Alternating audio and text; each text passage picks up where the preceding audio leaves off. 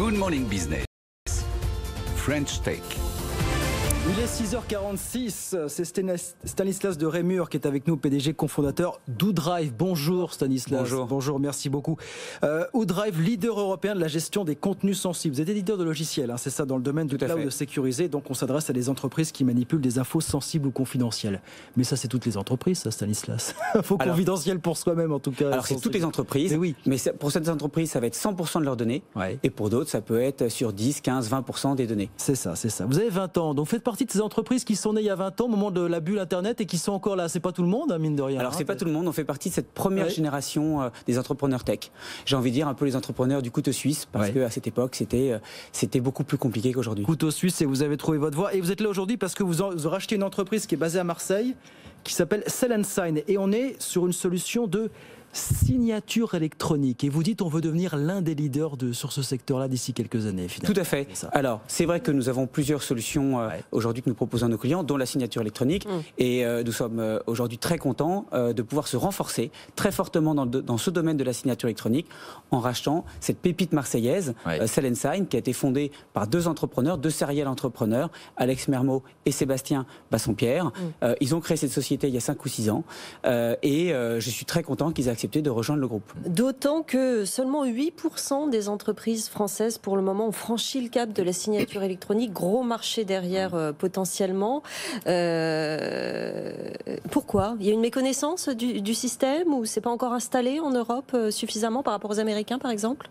Alors c'est vrai qu'on a l'impression que la signature électronique est partout, mais elle est encore très peu installée dans une entreprise. Comme vous le disiez, il n'y a que 8% des entreprises aujourd'hui qui utilisent la signature électronique. C'est un marché qui va être en très forte croissance pour les Surtout après une année comme celle-là. Surtout après une année, exactement. Ça a été pour le coup une sorte de déclencheur pour beaucoup d'entreprises en disant je ne peux pas signer physiquement mes documents, donc je vais passer par la signature électronique. Mais c'est un marché qui est encore à prendre, qui est aujourd'hui trusté par un leader américain ou deux leaders américains, et aujourd'hui DocuSign pour ne pas le citer. DocuSign, exactement, pour ne pas le citer. Et aujourd'hui, ce que nous notre ambition qu'on a avec Cell & Sign, c'est d'être un challenger, d'être le numéro 2 en France et peut-être demain en Europe, pour pouvoir donc gérer les documents sensibles de nos entreprises. Est-ce que vous dites, c'est le sens de l'histoire, que la signature électronique va terrasser à terme la signature manuscrite ? Voilà. Oui, parce que c'est... Est-ce qu'elle a des vertus, cette signature électronique, que n'a pas la signature manuscrite finalement Elle n'a que des vertus, c'est beaucoup plus simple, rapide.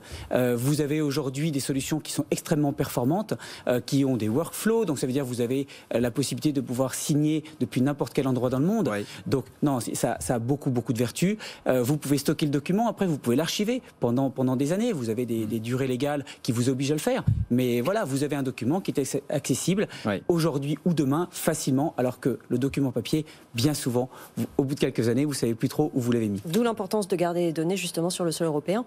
Exactement. C'est un sujet, c'est vrai que personnellement et avec mes associés, on milite beaucoup pour que l'Europe retrouve une souveraineté numérique. Je pense que c'est un élément extrêmement important pour le futur de l'Europe. La signature électronique est un de ces sujets, parce qu'on gère les documents les plus sensibles.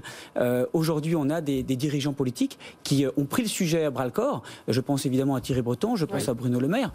Pourquoi ? Parce que ces documents, c'est quoi ? C'est des contrats, c'est des listes de prix.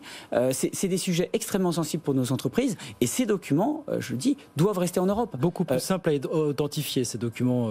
Beaucoup plus simple à identifier, mais c'est les documents les plus sensibles des entreprises. Bien sûr.